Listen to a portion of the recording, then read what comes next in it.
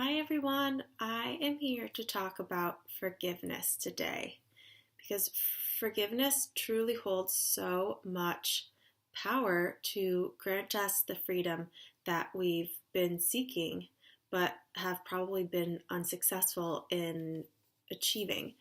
And really, forgiveness can be very tricky and complicated, and so we tend to shy away from it altogether. But when we shy away from it, we continue to let feelings of anger and resentment and frustration continue to swirl around inside of us because our emotions are actually energy in motion, and they're meant to pass through us and then leave us, just like a tear that we shed. It gives us a chance to express that emotion of sadness, and then it leaves us through a tear. But when we hold on to these emotions and don't give them an outlet, like forgiveness tends to do, they get stuck, and then those feelings of resentment and anger and frustration turn into bitterness. And bitterness is kind of like a poison to the soul. The longer we hold on to bitterness, the more our insides are really going to continue to rot and shut down. And that all has an implication on our heart, because we will want to close our heart so that we don't get ourselves into another situation where we get hurt. But the thing is that when we hold on to those emotions, the negative ones, we will continue to attract situations that will match those old situations that we're harboring negative feelings about. And that's because that we are simply going to attract what we are holding inside. And those feelings that we continue to go back to, the negativity that comes from resentment and anger and frustration, we are emitting signals to the universe that is going to send back to us exactly what we are putting out. It's the law of attraction, and it's something that we can't avoid. It's the law that the universe is governed by.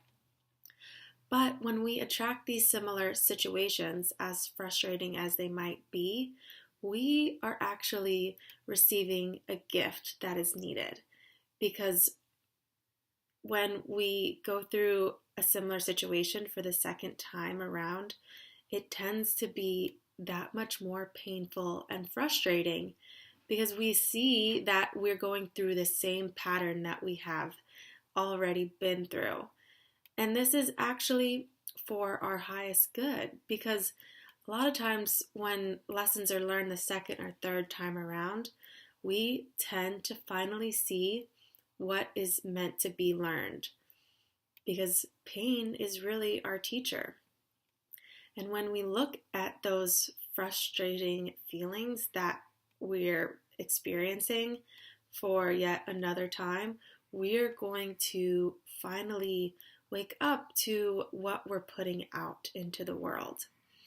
We're going to see that in order to attract better circumstances, better people, better opportunities, we have to let go of the negative feelings that are attracting these unhealthy and frustrating situations. And that is when forgiveness starts to come into the picture. Forgiveness is so necessary to set us free from all of these negative feelings that are continuing to keep us in a dark place. We think that by maybe holding on to these feelings out of self-righteousness that, we're going to get the justice or the revenge that we might seek for being hurt. But we are not here to be the people that carry out justice.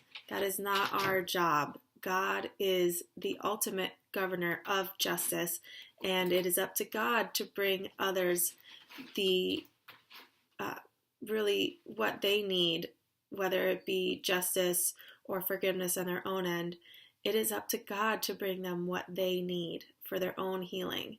It is not our job to ensure that they have justice or that they get the punishment that maybe we see fit, because it's not up to us ultimately. It is up to God. But what is up to us is forgiving others for hurting us. That is where we have to take our God-given power to forgive. And it is only by forgiveness that we are going to finally be able to let go of the feelings that we're harboring.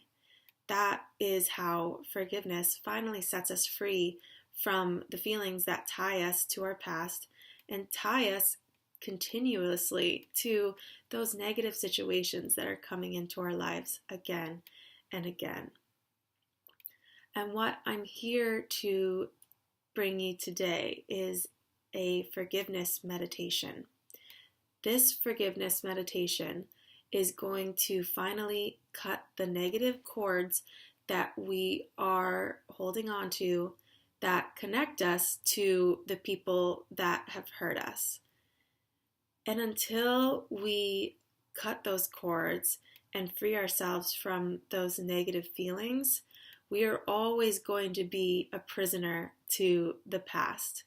We are always going to be tied to those people because of the feelings that we continue to carry against our own will. Because the will of God and the will of our soul does not want to have anything to do with these negative feelings. Our soul seeks expansion, and it wants to grow and heal and evolve beyond the negative connections to our past. Because once the past has come and gone and hopefully taught us what we needed to learn from it, we have to let go so that we continue to grow into the future that is waiting for us. And ultimately, most of the time when we're stuck and not able to step into that expansive and empowering present and future that God wants for us, we are going to continue to be stuck in what the past has brought us. And the past served a purpose, but we're not supposed to hang on to it. And while we do hang on to it, we're continuing to prevent ourselves from stepping into the future that God would have for us, and probably the future that we would have for us if we are able to finally let go and forgive what happened in the past.